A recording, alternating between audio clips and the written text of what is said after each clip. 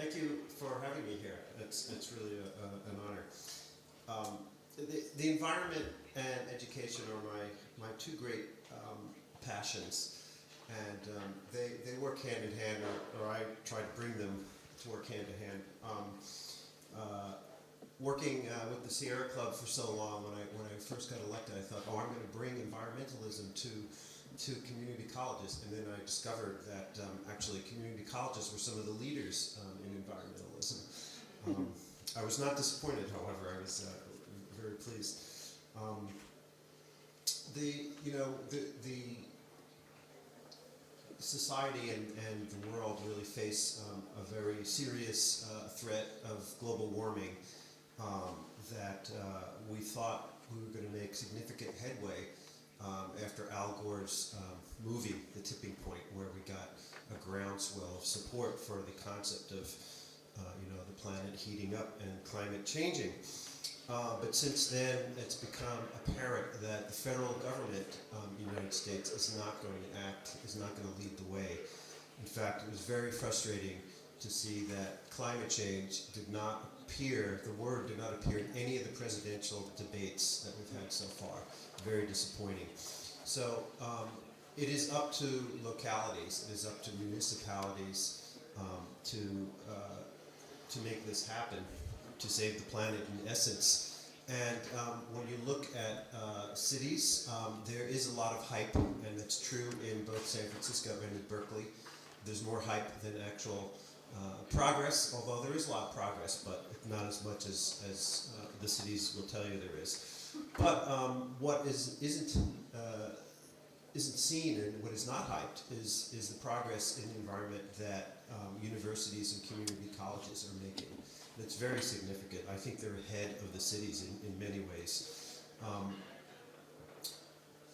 And it's really great in this time with diminishing resources that education is having to see a project like Emerald City come up, a public-private partnership to bring resources to not only help the environment and address global warming, but to affect education's bottom line, to lower their costs, their energy costs, their water costs. It's a very positive development.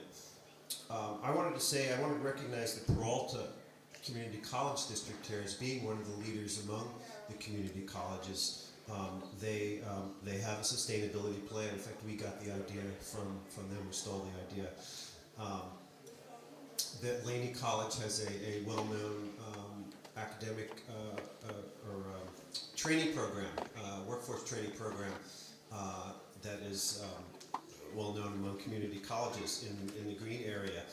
A lot of other community colleges are building or have built LEED buildings. So with LEED is the environmental standard for green buildings, and there's a rating.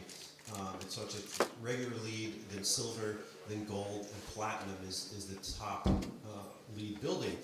And there are several community colleges that have LEED platinum buildings. There's still not that many LEED platinum buildings today. There's one in San Francisco, and that's the Academy of Sciences. Sacramento, Santa Barbara, Foothill De Anza, and Ohlone have platinum buildings. In fact, Ohlone College has a LEED platinum campus.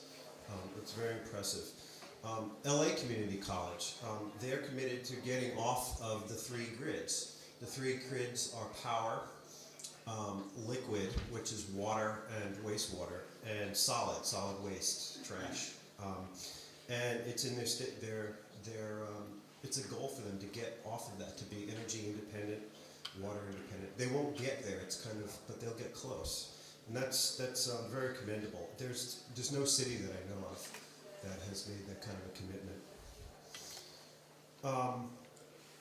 So at City College, I'll just briefly go into what we've been doing. And this started before I got there, so I'm not taking any credit for any of this. But we have a great recycling program and composting program. So at every building we have bins, or 3 bins, a green bin for composting, a trash bin, and a recycling bin. We also recycle major big things, furniture, computers, And once a year, there's a big recycling drive where the community can come in and bring their big stuff to be recycled. We created a sustainability plan that addresses all kinds of areas. So it addresses new buildings. All new buildings will be a LEED certified building. It addresses our water usage, our energy usage. It called for the creation of it called for an energy audit, which we have done, which looks at how much energy is being used by our buildings and how it can be saved. We added an environmental science degree, which we didn't have before. We added some workforce training classes in solar and in hybrid cars. The energy audit here is what I'm going to talk a little bit about. The platinum buildings are great for building new buildings, and gold. We have 2 gold buildings, I believe now. The multi-use building in the Chinatown campus. That's Chinatown campus is 2 buildings itself, so it's 3 3 gold buildings. But the greenest way to go green is not to build new platinum buildings, but it's to retrofit old buildings. If you look at the total carbon footprint, a new green building doesn't pay off a net gain, net reduction of carbon for many, many years because of the costs in energy, the carbon costs in energy and water to create that building. Producing concrete is hugely carbon intensive. So retrofitting older buildings is the best way to address global warming. It's also the cheapest way to address global warming. Going in and retrofitting, you get more bang for the buck than building, solar arrays or anything like that. So this is another great thing about Emerald Cities. So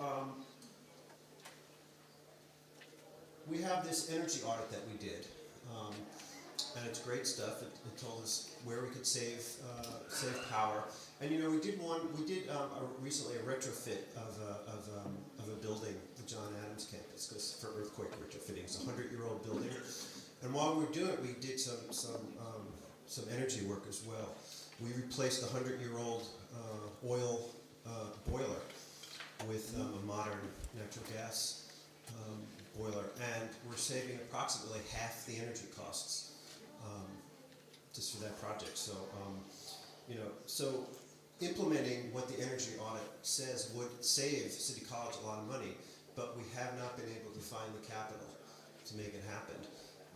Like most community colleges, bonds are becoming, bond measures to voters are becoming less frequent.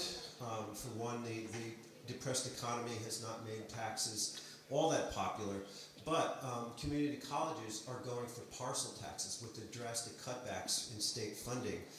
They're turning towards their operating budgets. So there's this wave of green building is kind of slowing down right now. So I think Emerald City is really a path forward to continuing that, but in a better way, a more cost-effective way, and a more carbon-friendly way. I guess someone else will talk about Emerald City, what they're doing, but we were very, very, very pleased when they approached us to help us with some of our retrofitting projects, and the City College is going to benefit greatly, and the planet will benefit greatly as well. Thank you.